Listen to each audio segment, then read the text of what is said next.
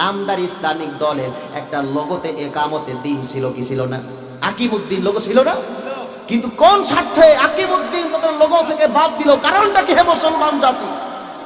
যে আকিমউদ্দিনের জন্য লড়াই করেছেন আল্লামা সাঈদী রহমাতুল্লাহ আলাইহি, লোগো থেকে বাদ দেয় নাই। মতিউর রহমান নিজামী, গোলাম আজম প্রমুখ অনেক নেতাবর্গ জীবনকে অকাতরে বিলিয়ে দিয়েছেন, কিন্তু লোগো থেকে কৌশল অবলম্বন করে আকিমউদ্দিন বাদ দেয় নাই। তোমরা কোন স্বার্থের কারণে তোমাদের লোগো থেকে আকিমউদ্দিন বাদ দিয়েছো? এদেশের ধর্মপ্রাণ মুসলমানগণ তোমাদের গোমর ফাঁস বুঝতে পেরেছে। তোমাদের সমস্ত মুসলমানগণের কাছে যখন তোমরা ভোট চাইতে আসবে, উচিত জবাব তোমাদেরকে দিয়া দেবে, ঠিক কিনা কথা কও? তোমরা ইসলাম প্রতিষ্ঠার জন্য রাজনীতি করো না, নিজেদেরকে ক্ষমতায় নেওয়ার জন্য রাজনীতি করো। আরে বেটা, আমার শায়েখ সৈয়দ রেজাউল করিম হুজুর, পীর সাহেব হুজুরকে বলো যে তাকে 100-এর বেশি সিট দেয় না, এই জন্য তিনি জোর থেকে বাহির হয়ে গিয়েছেন। তোমরা তো তারে চিনলে না। কথায় আছে না যে যার জন্য সিন্নি খাইলাম মোল্লারে চিনলে না। আজকে যার জন্য এতবার একটা ইসলামিক দেশ মানবতার কান্ডারিদেরকে নিয়ে একটা জোট যিনি গঠন করলেন, যিনি নিজে কোনো প্রার্থী হন নাই, নিজের ইচ্ছা শক্তি ছিল সব থেকে বড় ত্যাগ স্বীকার করা। নিজে প্রার্থী কেন হন নাই? তিনি জানেন যে এই মুহূর্তে আমার অনেক নেতাকর্মীরা প্রার্থী হতে পারবে না, ঠিক না? তারা যাতে অজুহাত না দিতে পারে, মনে কষ্ট না পেতে পারেন, এই জন্য তিনি নিজেই প্রার্থী হন নাই। তিনি জানতেন এই 40-45টি আসন তাকে দেওয়া হয়েছে, এর থেকে কমসে কম 10-15টা আসন তিনি পাইতেন। কি কথা বলেন, পাইতেন না?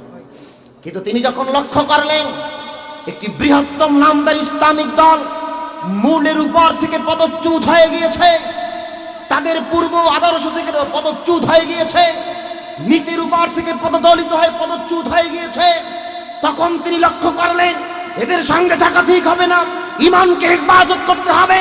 লক্ষ মুসলমানদের ইমান হেফাজত করার জন্য কোন মুনাফিকের সঙ্গে থাকার থেকে একাই পথ চলা অনেক অনেক ছেলেও, ঠিক কিনা কথা কয়? নারে তাকবীর, নারে তাকবীর। কোরআন সুন্নাহ আলো, সংসদে আলো। মুসলমান কথা কন না, যদি হক কথার পক্ষে আল্লাহু আকবার না বলেন, খোদার কসম কিয়ামতের ময়দানে জবাব দেওয়া লাগবে। আল্লাহ বোমা বানাই উঠে। আমার ভাইরা, দাড়ি রাখা সুন্নাত, রাসূলের দেখানো পথে দাড়ি রাখতে হবে। আমরা অনেকে জাফরানি কাঠি দেই, এখানে 2টা রাইখা, এখান থেকে ইঁদুরের মোষের মতো 2টা রাইখা দিই, এটার নাম কি সুন্নাত? দাড়ি রাখতে বলছেন, দাড়ি কতটুকু রাইখা একদম ছোট ছোট সাসা রাখি, পিসার শলার মতো, এটা কি রাসূলের সুন্নাত? অল্প কিছু দাড়ি রেখা যদি মনে করে যে আমি এটাকে সুন্নাত পালন করছি, এটা যেরকম ব্যর্থ, এটা যেরকম ভুলের মধ্যে আছে, ঠিক তদ্রূপ কোরআনের বিধান বাদ দিয়ে, শরীয়তের বিধান বাদ দিয়ে যারা ইসলামী হুকুমত কায়েম করতে যাবে, তারাও ঠিক তদ্রূপ ভুলের উপরে আছে, ঠিক কিনা? আজ এই হাজার হাজার জনতাকে সামনে নিয়ে আমি বলতে চাই, দুঃখ লাগে, শুনলাম এদেশের নামদারি ইসলাম যারা, এদেশের মানুষের অন্তরে অন্তরে যাদের ইসলামের বুনিয়াদ করেছে, ইসলাম প্রতিষ্ঠার নামে, কোরআনের বিধান কায়েমের নামে, আজ তারা ক্ষমতার মোহ এমন ভাবে পাকড়াও করেছে, পশ্চিমা শক্তিকে খুশি করার জন্য তারা আজকে কথা বলতে বাধ্য হয়েছে, আমরা যদি ক্ষমতায় যেতে পারি শরীয়তের আইন বাস্তবায়ন করব না, ঠিক কিনা? আমি স্পষ্ট ভাষায় বলতে চাই, 92% মুসলমানের দেশে মুসলমানেরা আপনাদের চালাকি বুঝে গিয়েছে, বাংলাদেশের বুকে ইসলামী শরীয়ত কায়েম করতে পারবেন না, এ নীতি হবে না, ঠিক কিনা কথা কয়? আলেম ওলামাদের ছাত্ররা, ভারতের দালালেরা, শুনুন, অনেক কথা আছে। আমরা চরমনাই বুঝি না, আমরা জামাত বুঝি না, আমরা সারসিনা বুঝি না, খেলাফত বুঝি না, হেফাজত বুঝি না, নেশানাবত বুঝি না, তাবলিগ বুঝি না। ইসলামের নাম দিয়ে যিনি আসবে স্বাগতম, কিন্তু ইসলামের নাম দিয়ে যদি মুসলমান ধর্মপ্রাণ মুসলমানদের অন্তরে জায়গা দখল করে, ক্ষমতায় যাওয়ার উপযুক্ত সময় যখন হবে, তখন যদি বলে আমরা শরীয়তের হুকুম কায়েম করব না, ক্ষমতায় গেলে আপনাদের এই প্রতারণার বীজটা বাংলাদেশের জনগণ ভেঙে চুরমার করে দেবে, ঠিক কিনা? আমার ভাইরা, ইসলাম আগে না দল আগে? আওয়াজ দেন। ইসলাম আগে, আমার ইসলাম আগে, এরপরে আমার দল, আমার ইসলাম আগে, এরপরে আমার দল।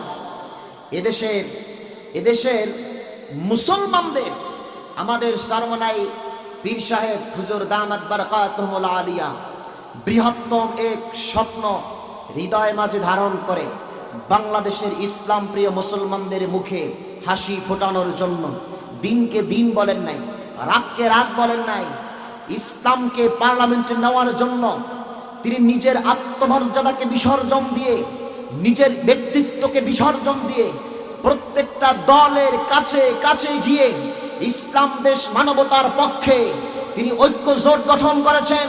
কিন্তু যারাই আমার শাইখের সঙ্গে গাদ্দারি করেছে, আমার শাইখকে হেয় প্রতিপন্ন করেছে, সরমনাইয়ের পীর সাহেব হুজুরের চোখে যারা পানি এনেছেন, সরমনাইয়ের হুজুরের এই ন্যাক উদ্দেশ্যকে যারা বানচাল করে দিয়েছেন, অচিরে বাংলার মাটিতে আল্লাহ রাব্বুল আলামিন তাদেরকে নির্লজ্জ করে ল্যাংটা করে দিবেন, ঠিক কিনা?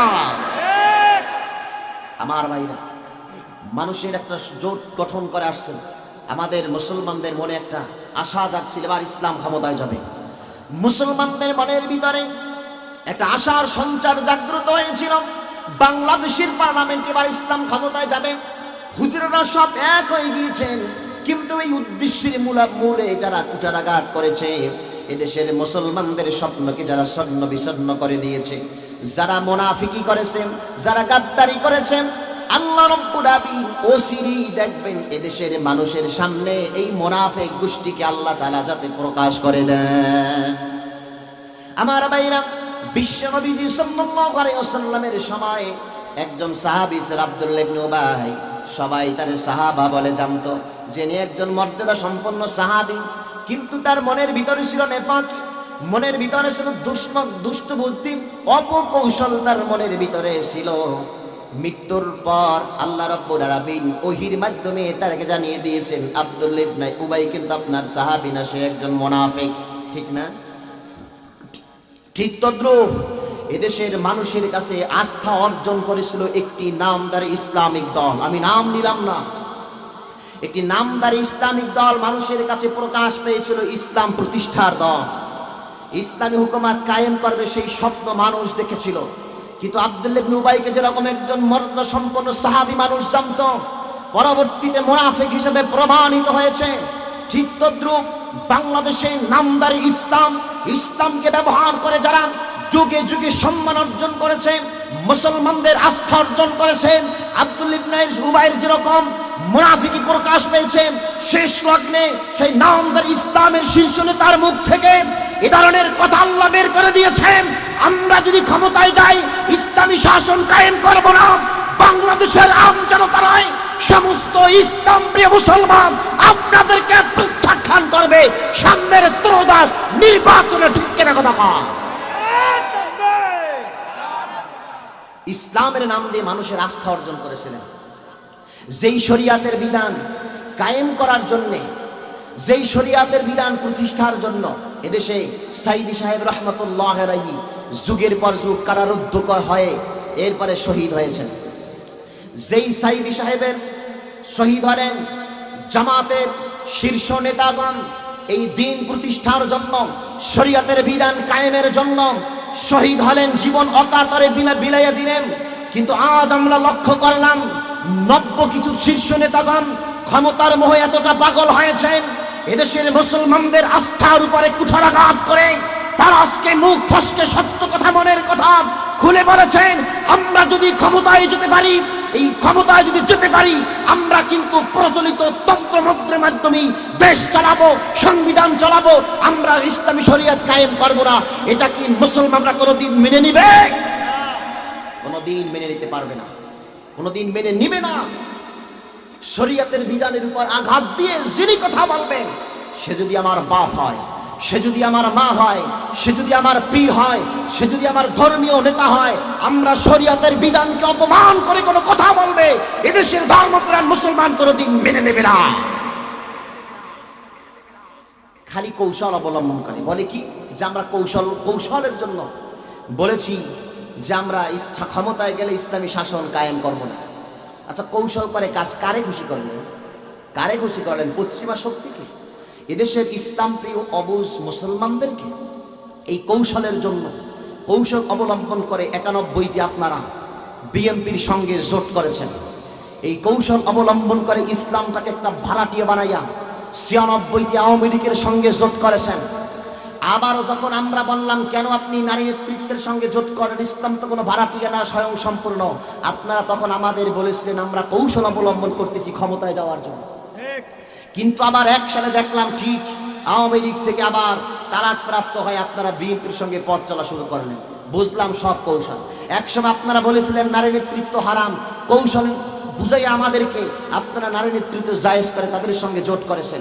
কিন্তু এই কৌশল অবলম্বন করতে করতে আপনারা বলবেন ক্ষমতায় গেলে শরীয়তের আইন কায়েম করব না, বাংলাদেশের জনগণটা কোনোদিন আপনাদের অপকৌশল মেনে নেবে না। কি মেনে নেবেন আপনারা? হাজার হাজার মুসলমানদের সামনে একটা কথা বলতে চায়, যারা কৌশল কৌশল করতে করতে এই কথা বলতে পারে আমরা শরীয়তের বিধান কায়েম করব না, আবার এটাকে জায়েজ করার জন্য কত তালবাহানা এলিয়ে বিলিয়ে কত ধরনের কথা বলে। আপনি কারে খুশি করার জন্য? পাশ্চিমা শক্তিকে খুশি করার জন্য এই কথা বলতেছেন? অমুসলিমদের কয়েকটা ভোট পাওয়ার জন্য এই কথা বলেছেন? দুনিয়ার সবাইকে খুশি করতে পারেন, কিন্তু যদি আল্লাহকে ইমানের জোরে খুশি করার জন্য কথা না বলতে পারেন, আল্লাহর কসম আপনাদের শাসন দ্বারা, আপনাদের চেষ্টা দ্বারা, আপনাদের প্রচার দ্বারা ইসলামী হুকুমত কোনদিন কায়েম সম্ভব না, সম্ভব না, সম্ভব না। ঠিক কিনা? আমরা ইসলাম চাই, আমরা ইসলাম চাই কি চাই না? আমরা ইসলাম চাই। নূহ আলাইহিস সালাতু ওয়াস সালাম আল্লাহ রাব্বুল আলামিন এই পৃথিবীর প্রথম রাসূল ছিলেন। 950 বছর দাওয়াত দেওয়ার পর মনে হয় হাজার হাজার মানুষকে মুসলমান বানাতে পেরেছিলেন, মনে হয় না? কতজন? মাত্র 80 জনের মতো, মাত্র 80-82 জন মানুষকে মুসলমান বানালেন। এতে মনে হয় নূহ নবী আলাইহিস সালাতু ওয়াস সালামের মর্যাদা মনে হয় অনেক কমে গেছিল না? কোনো একটু কি কমেছে? মোটেও কমে নাই। তার মর্যাদা মোটেও কমে নাই। নবুয়তের দপ্তর থেকে আল্লাহর নামও কেটে দেয় নাই। এটা দ্বারা মুসলমানদেরকে মেসেজ দিচ্ছেন আল্লাহ রাব্বুল আলামিন, তুমি ন্যায়ের পক্ষে থাকো, সত্যের পক্ষে থাকো, আমার শরীয়তের বিধানের উপরে থাকো। মানুষ তোমারটাকে সারা দেখ বা নাই দেখ, আমার নীতির উপরে অটল থেকে কোরআন দ্বারা, আমার আসমানি কিতাব দ্বারা দাওয়াত দিয়ে যাও। যদি একজন লোক তোমার এটাকে সারা দেয়, তুমি কামিয়াব, আমি আল্লাহ খুশি হয়ে গেলাম। কিন্তু আল্লাহর নীতিকে বাদ দিয়ে, আসমানি গ্রন্থের নীতিকে বাদ দিয়ে অবৈধ পন্থায় যদি বৈধ কাজগুলাও করতে চাও, এটা আমি আল্লাহ রাব্বুল আলামিন কোনোদিন খুশি হতে পারবো না। বিশ্ব নবীজিকে যখন মক্কার কাফেররা বলেছিল, ও নবী মুহাম্মদ, আপনি শিরকের বিরুদ্ধে কথা বলিয়েন না, কুফরের বিরুদ্ধে কথা বলিয়েন না, লাত মারাত উজদার বিরুদ্ধে কথা বলিয়েন না, আপনাকে আমরা অর্থ দিয়ে এই মক্কার সব থেকে ধনী বানাইয়া দেব, এই মক্কার সব থেকে সুন্দরী রমণীর সঙ্গে বিবাহ করে দেব। আমার বিশ্ব নবীজি অর্থ সঞ্চয়ের জন্য, তাদের মন খুশি করার জন্য কিন্তু বলতে পারতেন, ঠিক আছে তোমাদের শর্ত মেনে নিলাম, আমাকে আগে অর্থ দিয়া আমাকে আগে ধনী বানাও। বিশ্ব নবীজি ভাবতে পারতেন যে আমি আগে ওদের কাছ থেকে অর্থগুলো সংগ্রহ করি, এবার ধনাঢ্য হই, শক্তি সঞ্চয় করি, এরপরে এক সময় সুযোগ বুঝি দিন কায়েম করব। এটা কি পারতেন কিনা কোন? বিশ্ব নবী যেমন করেন নাই, তাদের অর্থের লোভে পড়েন নাই, সুন্দরী রমণীর লোভে পড়েন নাই, নেতা বানাইয়া দিবেন এই লোভে পড়েন নাই। তিনি বলেছিলেন, ও মক্কার কাফেররা, তোমরা যদি আমার এক হাতে আকাশের সূর্যকে এনে দাও, আবার এক হাতে যদি আকাশের চন্দ্রকে এনে দাও, তবু আমি যে একাত্মবাদের দাওয়াত দেই, এতে যদি কেউ সাড়া দেয় বা না দেয়, তবু আমার দাওয়াতের মিশন থেকে আমি কোনো পদচ্যুত হব না। ঠিক তদ্রুপ আমাদের শায়েখ ফজলুল করিম রহমতুল্লাহ আলাইহি যে ইসলামী আন্দোলন বাংলাদেশ প্রতিষ্ঠা করে গিয়েছেন, ইখলাসের উপর কথা বলেন, কিসের উপর? আল্লাহর সন্তুষ্টির জন্য যে শাসনতন্ত্র আন্দোলন, ইসলামী আন্দোলন বাংলাদেশ তৈরি করে গিয়েছেন। আলহামদুলিল্লাহ, তার যোগ্য উত্তরসূরি বর্তমান ইসলামী আন্দোলনে আমি সৈয়দ রেজাউল করিম পীর সাহেব হুজুর চরমনাই। তার মিশন একটা, আমরা মানুষ আমাদের ডাকে সারা দেখ বা না দেখ, আমাদের কি সমর্থন করুক বা না করুক, নীতির উপরে আদর্শের উপরে অটল থেকে আমরা দাওয়াত দিয়ে যাব, মানুষের কাছে দাওয়াত পৌঁছে দেব। যদি একটা মানুষ সাড়া না দেয়, আমি রেজাউল করিমের তাতে কিচ্ছু যায় আসে না। তোমাদের মন্ত্রিত্ব পদ, এমপির পদ, তোমাদের আসনের পদ আমি রেজাউল করিমকে যারা পরিমাণ পাকড়াও করতে পারবে না। কেননা যদি আমি আল্লাহকে খুশি করতে না পারি, এমপি মন্ত্রী পদ দিয়ে আমার কিচ্ছু যায় আসে না। ঠিক কিনা কথা?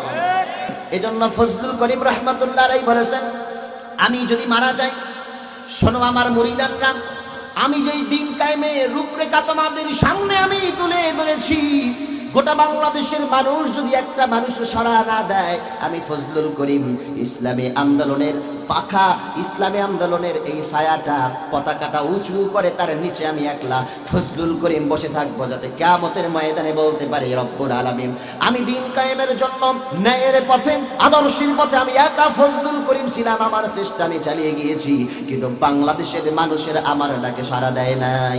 তিনি বলেছিলেন, আমি যদি এক আল্লাহকে খুশি করতে পারি, দুনিয়ার কাউরে খুশি করা লাগবে না। আমি ফজলুল করিম মারা যাওয়ার পর আমার কবরের উপরে যদি জুতার মালাও তোমরা দিয়া রাখো, আর আল্লাহ রাব্বুল আলামিন তিনি যদি আমাকে ক্ষমা করে দেন, কবরে তোমাদের এই জুতার মালায় আমার কিচ্ছু যায় আসে না। আর আমি যদি তোমাদের ধর্মীয় এই দেশের নেতাদের, প্রশাসনকে, পাশ্চিমা শক্তিকে, রাজনীতিবিদদের মনোরঞ্জনের জন্য আল্লাহকে নারাজ করে, আল্লাহকে অসন্তুষ্টি করে যদি আমি কাজ করি, তাহলে মারা যাওয়ার পর আল্লাহ যদি আমাকে কবরের মধ্যে মাফ না করে দেয়, ক্ষমা না করে দেয়, আর মারা যাওয়ার পর বস্তায় বস্তায়, ডজনে ডজনে যদি ফুলের মালাও দিয়ে রাখো, তো আমার ফজলুল করিমের কিচ্ছু যায় আসে না। দাওয়াত তো হবে ইনসাফের উপর, দাওয়াত তো হবে একামতে দ্বীনের উপর, দাওয়াত হবে মদিনার আদর্শের উপর, দাওয়াত হবে আল্লাহর সন্তুষ্টির উপর, দাওয়াত হবে ইসলাম প্রতিষ্ঠার উপর, দাওয়াত হবে শরীয়তের বিধান কায়েমের উপর। ঠিক কিনা? যদি একজন লোক না থাকে, সেই পক্ষে থাকতে হবে কিনা কথা। হাসান রাদিয়াল্লাহু তাআলা আনহু বিশ্বনবীর নাতি যখন কারবালার ময়দানে গেলেন, তিনি নীতি আদর্শের উপরে অটল ছিলেন। ইয়াজিদ এবং তার অনুসারীদের ডাকে তিনি সমঝোতায় আদর্শ গ্রহণ করেন নাই, তাদের নীতি তিনি মেনে দেন নাই। তিনি বলছেন, আমার নানা বিশ্বনবীর আদর্শের উপর আমি হাসান রাদিয়াল্লাহু তাআলা আনহু প্রতিষ্ঠিত থাকব, যদি আমার জীবন যায় যাবে, যদি আমার পরিবার শাহাদাত গ্রহণ করে শাহাদাত করবে, কিন্তু আমি আহলে বাইতের ইজ্জত কখনো বিলীন হতে দেব না। ঠিক কিনা? মনে করেন আপনাদের এই মসজিদ কোনো কারণে ভেঙে গেছে, অর্থের ব্যবস্থা হচ্ছে না, টাকার ব্যবস্থা হচ্ছে না, এখন কি করবেন? ব্যাংক থেকে কিছু 10 লাখ টাকা সুদে আনবেন, সুদে আই নাকি মসজিদ নির্মাণ করবেন? কেন? এতে আল্লাহ খুশি হবে না? হবে? কথা বলেন, খুশি হবে? এতে আল্লাহ রাব্বুল আমিন খুশি হবেন না। যদি আমরা অবৈধ পন্থায় কিছু টাকা সংগ্রহ করি, তাহলে আমাদের এই মসজিদ নির্মাণটা আল্লাহ খুশি হবেন না। এমনকি এই মসজিদে যদি নামাজ আদায় করা হয়, নামাজটাও আল্লাহ রাব্বুল আমিন কবুল করবেন না। কিন্তু বান্দারা যদি ইখলাস নিয়ে তালপাতা দিয়েও যদি একটা মসজিদ নির্মাণ করে, আর অতি বসে যদি নামাজ আদায় করে, আল্লাহ খুশি হয়ে কবুল করবেন। সুবহানাল্লাহ। ঠিক তদ্রূপ নীতির উপরে অটল থেকে, আদর্শের উপরে অটল থেকে, শরীয়তের বিধানের উপর অটল থেকে, আজ নয়, 1 মাস পর নয়, 1 বছর পর নয়, 100 বছর নয়, যদি 1000 বছর পর সময়ও লাগে, যে ইসলামী হুকুমত নীতির উপরে থেকে কায়েম করব, তারপরও আমরা পারবো না। পরবর্তী উত্তরসূরিগণ চেষ্টা করবে, তারাও পারবে না। পরবর্তী উত্তরসূরি চেষ্টা করবে, কিন্তু অবৈধ পন্থায়, হারাম পন্থায় নারী নেতৃত্বের সঙ্গে জোট করে ইসলামী হুকুমত কায়েম করব না, এই কথা বলে কিয়ামত পর্যন্ত যদি বছরের পর বছর, যুগের পর যুগ আন্দোলন করা হয়, সংগ্রাম করা হয়, এদেশের জমিনে ইসলামী কায়েম কখনো সম্ভব না। চিল্লায় কর ঠিক কিনা? আমার রাসূল কি কখনো নীতিকে বিসর্জন দিয়েছেন? কৌশল সব জায়গায় চলে না। ইব্রাহিম আলাইহিস সালামকে তার পিতা উজাইর যখন আগুনের কুণ্ডলীর ভিতরে ফেলবেন, শুনে রাখো আমার মুসলমানেরা, আগুনের কুণ্ডলীর মধ্যে যখন ফেলবেন তার পরিবারের লোকেরা, ইব্রাহিম তো কৌশল করে বলতে পারতেন, আব্বা জান, আমি তো আপনার বংশের লোক, আপনার ছেলে, আমি আল্লাহর উপর ঈমান আনি নাই, আপনার উপরে তো ঈমান আনছি, জীবন রক্ষার জন্য একটু কৌশল তো করতে পারতেন, যে পরে ঈমান আনবো। আনি পারতেন কিনা? কোন কি পারতেন না? যে পরে ঈমান আনবো অনেক, আগে নিজের জীবনটা বাঁচাই নেই, আগে সুযোগটা গ্রহণ করি, মিথ্যা কৌশল প্রয়োগ করে। কথা বলেন না কেন? মিথ্যা কথা বলে আগে সুযোগটাকে গ্রহণ করি। কিন্তু ইব্রাহিম নবী তা করছেন না। ইব্রাহিম নবী জানতেন ইন্না সালাতি ওয়া নুসুকি ওয়া মাহইয়ায়া ওয়া মামাতি লিল্লাহি রাব্বিল আলামিন। আমার জীবন, আমার মরণ, আমার বাঁচা, আমার মরা, আমার সুখ শান্তি, ইচ্ছা শক্তি সব কিছু কার জন্য? আওয়াজ দেয় আল্লাহর জন্য। আমি আজ বাবার সামনে আমার আল্লাহরে অস্বীকার করতে পারবো না, আমার শরীয়তের বিধানকে অস্বীকার করতে পারবো না। এতে আমার আব্বা আমাকে জীবিত রাখুক অথবা মৃত্যুবরণ করুক, আমাকে হত্যা করাও যদি হয়, আমাকে শুলের মধ্যে যদিও চালানো হয়, আগুনের কুণ্ডলের মধ্যেও যদি নিক্ষেপ করা হয়, আমার এই জবান দিয়ে আল্লাহর বিধানকে অস্বীকার করতে পারবো না। মিথ্যা প্রতিশ্রুতি তাওহীদ প্রতিষ্ঠার ক্ষেত্রে, ইকামতে দ্বীন প্রতিষ্ঠার ক্ষেত্রে, উলুহিয়্যাত রুবুবিয়্যাত প্রতিষ্ঠার ক্ষেত্রে মিথ্যা প্রতিশ্রুতি দিয়ে কখনো ঈমানের পদার্থ থেকে আল্লাহকে খুশি করা যায় না, ঠিক কিনা? কখন আল্লাহকে খুশি করা যায় না। তিনি আগুনকে বেছে নিলেন সত্য কথার উপর অটল থেকে, নীতির উপর অটল থেকে। আমি ইব্রাহিম বাঁচবো না মরবো এই চিন্তা তিনি করেন নাই। আমার মাধ্যমেই মিল্লাত ইব্রাহিম হানিফা, একনিষ্ঠ দিন কায়েম হবে, এটার ভবিষ্যতে আমাকে বাঁচতে হবে, বড় হতে হবে, বড় রাজত্ব গ্রহণ করতে হবে, এই চিন্তা ইব্রাহিম নবী করেন নাই। দিন কায়েম করার প্রকৃত মালিককে, প্রকৃত মালিককে অবৈধ পন্থায় কৌশল অবলম্বন করা আল্লাহ তাআলা কখনো জায়েজ করেন না। কি করেছেন নাকি? সুমাইয়া রাদিয়াল্লাহু তাআলা আনহাকে কাফেররা যখন শহীদ করতেছিল, রাসূলুল্লাহ দূর থেকে তাকায়া তাকায়া লক্ষ্য করতেছিলেন যে সুমাইয়াকে কাফেররা আঘাত করতেছে, নির্যাতন করতে আসে। রাসূল কেবল দূর থেকে তাকায়া তাকায়া সুমাইয়া রাদিয়াল্লাহু তাআলা আনহার পরিবারকে লক্ষ্য করে বললেন, সুমাইয়া রে, তুমি যেই নীতির উপরে আছো, তাওহীদের উপরে আছো, মিথ্যার আশ্রয় নেওয়ার কোনো প্রয়োজন নাই। বলেন না সুবহানাল্লাহ? মিথ্যার আশ্রয় নেওয়ার কোনো প্রয়োজন নাই। যেই নীতির উপরে অটল আছো, যেই সত্যের উপরে, যেই আদর্শের উপরে অটল আছো, তার প্রতি অটল থাকো। আমি তোমাদেরকে বলে গেলাম, জান্নাতে তোমাদের সঙ্গে আমি মুহাম্মদ সাল্লাল্লাহু আলাইহি ওয়াসাল্লামের দেখা হয়ে যাবে। সুমাইয়া রাদিয়াল্লাহু তাআলা আনহা এবং তার পরিবারবর্গ কি পারতেন না যে মিথ্যা বইলা কোনো রকম নিজের জানটাকে বাঁচায়?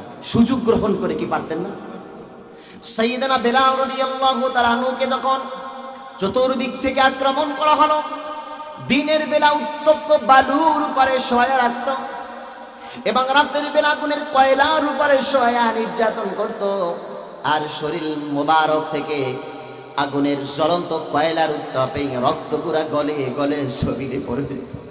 বারবার বেলালকে বলা হয়েছিল, বেলাল রে, তুমি আল্লাহর প্রতি ঈমানকে ছেড়ে দাও, বিশ্ব নবীজির আদর্শকে ছেড়ে দাও, নীতির উপর অটল থেকো না, এক আল্লাহকে বাদ দাও, দেবতার প্রতি ঈমান আনো, লাত মানাতের উপর ঈমান আনো, তোমাকে আমরা ছেড়ে দেব, তোমার জীবন যাপনের জন্য সুন্দর একটা সময় দেব। সুবহানাল্লাহ। নামদার ইসলামিক দলের একটা লোগোতে একামতে দিন ছিল কি ছিল না? আকিমউদ্দিন লোগো ছিল না? কিন্তু কোন স্বার্থে আকিমউদ্দিন তাদের লোগো থেকে বাদ দিল? কারণটা কি? হে মুসলমান জাতি, যে আকিমউদ্দিনের জন্য লড়াই করেছেন আল্লামা সাঈদী রাহমাতুল্লাহ আলাইহি, লোগো থেকে বাদ দেয় নাই। মতিউর রহমান নিজামী, গোলাম আজম প্রমুখ অনেক নেতাবর্গ জীবনকে অকাতরে বিলিয়ে দিয়েছেন, কিন্তু লোগো থেকে কৌশল অবলম্বন করে আকিমউদ্দিন বাদ দেয় নাই। তোমরা কোন স্বার্থের কারণে তোমাদের লোগো থেকে আকিমউদ্দিন বাদ দিয়েছো? এদেশের ধর্মপ্রাণ মুসলমানগণ তোমাদের গোমর ফাঁক বুঝতে পেরেছে। তোমাদের সমস্ত মুসলমানগণের কাছে যখন তোমরা ভোট চাইতে আসবে, উচিত জবাব তোমাদেরকে দিয়া দেবে, ঠিক কিনা কথা কও? তোমরা ইসলাম প্রতিষ্ঠার জন্য রাজনীতি করো না, নিজেদেরকে ক্ষমতায় নেওয়ার জন্য রাজনীতি করো। আরে বেটা, আমার শায়েখ সৈয়দ রেজাউল করিম হুজুর, পীর সাহেব হুজুরকে বলো যে তাকে 100-এর বেশি সিট দেয় না, এই জন্য তিনি জোট থেকে বাহির হয়ে গিয়েছেন। তোমরা তো তারে চিনলে না। কথায় আছে না যে যার জন্য সিন্নি খাইলাম মোল্লারে চিনলে না। আজকে যার জন্য এতবার একটা ইসলামিক দেশ মানবতার কান্ডারিদেরকে নিয়ে একটা জোট যিনি গঠন করলেন, যিনি নিজে কোনো প্রার্থী হন নাই, নিজের ইচ্ছা শক্তি ছিল সব থেকে বড় ত্যাগ স্বীকার করা। নিজে প্রার্থী কেন হন নাই? তিনি জানেন যে এই মুহূর্তে আমার অনেক নেতাকর্মীরা প্রার্থী হতে পারবে না, ঠিক না? তারা যাতে অজুহাত না দিতে পারে, মনে কষ্ট না পেতে পারেন, এই জন্য তিনি নিজেই প্রার্থী হন নাই। তিনি জানতেন এই 40-45টি আসন তাকে দেওয়া হয়েছে, এর থেকে কমসে কম 10-15টা আসন তিনি পাইতেন। কি কথা বলেন, পাইতেন না? কিন্তু তিনি যখন লক্ষ্য করলেন একটি বৃহত্তম নামদার ইসলামিক দল মূলের উপর থেকে পদচ্যুত হয়ে গিয়েছে, তাদের পূর্ব আদর্শ থেকে পদচ্যুত হয়ে গিয়েছে, নীতির উপর থেকে পদদলিত হয়ে পদচ্যুত হয়ে গিয়েছে, তখন তিনি লক্ষ্য করলেন এদের সঙ্গে থাকা ঠিক হবে না, ইমানকে হেফাজত করতে হবে। লক্ষ মুসলমানদের ইমান হেফাজত করার জন্য কোন মুনাফিকের সঙ্গে থাকার থেকে একাই পথ চলা অনেক ছেড়েও ঠিক কিনা কথা কর। নারে তাকবীর, নারে তাকবীর, কোরআন সুন্নাহ আলো, সংসদে আলো। মুসলমান কথা কন না কা, যদি হক কথার পক্ষে আল্লাহু আকবার না বলেন, খোদার কসম কিয়ামতের ময়দানে জবাব দেওয়া লাগবে। আল্লাহ বোমা বানাই উঠাইতে পারে। কথা কন ঠিক ঠিক। আমার ভাইরা, মনের মাঝে অনেক কষ্ট। আমার শায়েখ তোমরা যে মির্জাফরগিরি করেছো, তোমরা গাদ্দারি করেছো আমার শায়েখের সঙ্গে, আমার শায়েখকে অবহেলা করেছো, আমার শায়েখকে তোমরা খাটো করে দেখেছো, তুচ্ছ করে দেখেছো। কি কথা কোন ঠিক না? আমার শায়েখ জোটটা গঠন করলো আর তাকেই তোমরা অ্যাবাউট করে নতুন দল এনসিপিকে সংযুক্ত করো, এটা কি একটা অবহেলা নয়? তিনি কি জানার অধিকার রাখেন না? তাকে জানানো হয় না। এই যে তোমরা অবজ্ঞা করেছো, আগামী 13তম নির্বাচনে যেই শায়েখ তোমাদের অবহেলার কারণে, বিশ্বাসঘাতকতার কারণে চোখের পানি ফেলেছেন, আমরা সেই দিন ভুলি নাই। তোমাদের পূর্বোত্তরসূরিরাও আমার মরহুম শায়েখকে বলেছিল, সরমনায় একটা মানুষ আছে যেমন দেখতে কালো, তার অন্তরটাও কালো, ঠিক না? বলেছেন না? আমরা শুনেছিলাম। তারা বলেছিল যে সরমনাইরে আমি মোমবাতি মনে করি, আমরা এই জন্য গুরুত্ব দেই নাই। কিন্তু আল্লাহর রহমতে লক্ষ লক্ষ মানুষের চোখের পানি চরমনাই আসে না নাই? লক্ষ লক্ষ মানুষের হেদায়েতের পাওয়া, পথভ্রষ্ট মানুষগুলো হেদায়েত যেই দলে ঈশা পায়, সেই মানুষকে তোমরা এতটা অবজ্ঞা করেছো, মোমবাতি বলে উড়াইয়া দিয়েছ। মনে রেখো, মোমবাতি বলে উড়াইয়া দিও না। উড়াইয়া দিয়ে তোমরা কখনো সূর্যের মতো জ্বলতে পারবা না। প্রজ্বলিত আলো দিলে দেখে তোমাদের জোনাকির মতো অহংকারে শিখিয়েছে, উলির পাক উঠলে নাকি উইরা মারা যায়। ঠিক তোমরা এরকম উলির মতো পাক ছিঁড়ে ছিঁড়ে বাংলাদেশের মাটিতে নিশ্চিত হয়ে যাবে আজ অথবা কাল, শুধুমাত্র শরীয়তের হুকুমকে, মুসলমানদের ইমানকে নিয়ে তালবাহানা করার কারণে, ঠিক কিনা? আমার শায়েখের কাছে লক্ষ লক্ষ মুসলমানদের ইমান জিম্মাদার। তিনি যদি শুধু বাতিলের সঙ্গে আপোষ করতেন, 2 সাইডটা এমপি মন্ত্রী, এটা হাতের মোহা, কি ঠিক না? এমপি মোহা। আওয়ামী লীগের আমলে এত অফার দেওয়া হয়েছিল, একটা সিটি কোনো নিয়েছেন? কোথাও নেয় নাই। কেন? সিটির পাগল তো চরমনের হুজুর না, ক্ষমতার পাগল যেরকম নবীজি ছিলেন না, অর্থের পাগল যেরকম নবীজি ছিলেন না। একটা পর্যায়ে এসে আল্লাহ তাআলা ইখলাসের কারণে দিন নিয়া, দরদ মাখা দিন নিয়া পেটে পাথর বেঁধেছেন, কিন্তু কোরমা পোলাও খায় নাই। আমরা দেখেছি তোমরা পেটে পাথর বাঁধার আছে, কোরমা পোলাও খেয়ে বিদেশি প্রভুদের মন সন্তুষ্টির জন্য আল্লাহর বিধানকে বৃত্তাঙ্গুলি দেখাইয়া আজও কি নামদার ইসলামের নেতা বেপরদা অশ্লীল মহিলার সঙ্গে দক্ষ করতে পারে না, ঠিক কিনা কথা কয়? বেলাল রাদিয়াল্লাহু তাআলা নুকে যখন তার মুনিব বলল, বেলাল রে, তুমি তোমার জবান থেকে লাতের ঘোষণা দাও, তুমি তোমার জবান থেকে উজ্জার ঘোষণা দাও, তুমি তোমার জবান থেকে মানাতের ঘোষণা দাও, দেবল মূর্তির ঘোষণা দাও, তোমার আর আক্রমণ করব না, আর তোমাদেরকে জ্বালাবো না, তোমাকে আমরা ভালো স্থান দান করব, তোমাদেরকে প্রয়োজনে আমাদের সম্পদের ওয়ারিশ বানাইয়া দেব। বেলাল রাদিয়াল্লাহু তাআলা আনহু এতটা নির্যাতন সহ্য করার পরেও তখন তিনি একটাই মৃত্যুর দ্বার প্রান্তে দাঁড়াইয়াও, কাফেরের সামনে দাঁড়াইয়াও একটা কথা বলেছেন, লা ইলাহা ইল্লাল্লাহ মুহাম্মাদুর রাসূলুল্লাহ। ঠিক তদ্রূপ ভারতীয় আধিপত্যের বিরুদ্ধে, রয়ের বিরুদ্ধে, বিদেশি প্রভুদের বিরুদ্ধে যদি ইসলামী শাসন কায়েম করা বাংলাদেশে মুসলমানদের জন্য সম্ভব না হয়, তবু এই জবান থেকে কোনোদিন এই কথা বের করা সম্ভব না যে আমরা ক্ষমতায় গেলে ইসলামী শাসন কায়েম করব না। ইসলামী শাসন কায়েম করব না মানে কোরআনের শাসন কায়েম করব না। কোরআনের শাসন কায়েম করব না মানে মদিনাতুর রাসূলুল্লাহ সাল্লাল্লাহু আলাইহি ওয়াসাল্লামের আদর্শ কায়েম করব না। তার আদর্শ কায়েম করা মানে হচ্ছে আল্লাহর আইনকে কায়েম করব না। এর মধ্যে যতই কৌশল খাটান না কেন, আল্লাহ বিরোধী, শরিয়ত বিরোধী, কোরআন বিরোধী কোনো কথা মুসলমান জবানের মধ্যে আনতে পারে না। কি পারে? এতে আমার ক্ষমতা দেওয়াই কি মুসলমানদের উদ্দেশ্য? কথা বলেন। এদেশের শহীদ ওসমান হাদি ইনসাফের লড়াই করে গিয়েছে, তিনি কি কোনো আসন পাইলেন? ক্ষমতা পাইছেন? ইনসাফের জন্য কথা বলেছেন। যুবক বয়সী এই তরুণ যুবক টকবক একটা যুবক ইনসাফের কথা বলেছেন, মানদণ্ডের কথা বলেছেন, নীতির কথা বলেছেন, আদর্শের কথা বলেছেন। এই যুবক বয়সী দুনিয়ার কাফেররা, দুনিয়ার ইসলাম বিদ্বেষীরা তাকে গুলি করে, পাখির মতো গুলি করে শহীদ করেছেন, ঠিক না? তাকে কেউ চিনত না, তারে কেউ জানতো না। গোটা দুনিয়াব্যাপী আল্লাহ রাব্বুল আমিন তারে পরিচিতি করে দিয়েছেন।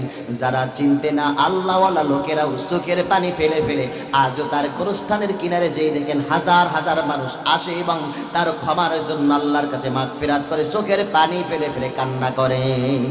এই শহীদ ওসমান হাদি খুশি করেছেন কাকে? কথা বলেন, কারে? আল্লাহকে খুশি করেছেন, আল্লাহরে খুশি করেছেন। কিন্তু আমরা জানি দেশে মীর জাফর নামে একজন লোক ছিল, সে বিদেশি প্রভুদের, ব্রিটিশদের, সেই বিদেশিদেরকে খুশি করার জন্য এদেশের সঙ্গে সে মীর জাফরগিরি করেছে। তার জন্য কেউ দোয়া করে না। দোয়া করে নাকি? কেউ দোয়া করে না। যাকে অপর পরাজিত করার জন্য মীর জাফরগিরি করেছে তার কথা মনে হলো মানুষ সিরাজউদ্দৌলা, তার জন্য মানুষ দোয়া করে। কিন্তু মীর জাফরের কথা মনে করলে কেউ দোয়া করে না। একামতে দ্বীনের কথা বলে, শরীয়তের বিধানের কথা বলে যদি কাউকে আগুনে পোড়ানো হয়, জবেহ করা হয়, আগুনের শুলে চড়ানো হয়, হত্যা করা হয়, টুকরা টুকরা করা হয়, মুসলমানদের জবান থেকে কোনো অপকৌশল অর্জন করে, কোনো সুবিধার জন্য, কোনো স্বার্থ হাসিলের জন্য দ্বীন কায়েম করবে না, শরীয়তের বিধান কায়েম করবে না, এমন কোনো ন্যাক্কারজনক অপমানমূলক কথা মুখে আনতে পারে না, ঠিক কিনা? আমি দ্বীন কায়েম করতে পারবো না, সমস্যা কি? তাতে আমার জন্য তো এত মিথ্যা অভিনয় করে এটা কায়েম করা সম্ভব না। কিয়ামতের প্রতি বিশ্বাস যার কম, ধারণা যার কম, কিয়ামতে উঠতে হবে, আল্লাহর কাছে জবাব দিতে হবে, এই চিন্তা যার কম, সেই বেশি বেনামাজি, সেই বেশি হারাম ইনকাম করে, সেই সুদের ব্যবসা করে, সেই বেপরদায় চলে, সেই ঘুষ খায়, পরের হক নষ্ট করে, দুনিয়ার জীবনটাকে পরিচালনা করে। এজন্য আল্লাহ রাব্বুল আমিন বলেন, ইন্না আযাব রাব্বিকা লাওয়াকি', অবশ্যই বান্দা কিয়ামতের ময়দানে তোমাদের জন্য কায়েম করা হবে, তোমাদের উঠতে হবে, এতে কোনো রকমের সন্দেহ নাই। ইয়াউমা তাশাক্কাকুল আরদু আনহুম সিরাআ যালিকা হাশরুন আলাইনা ইয়াসীর।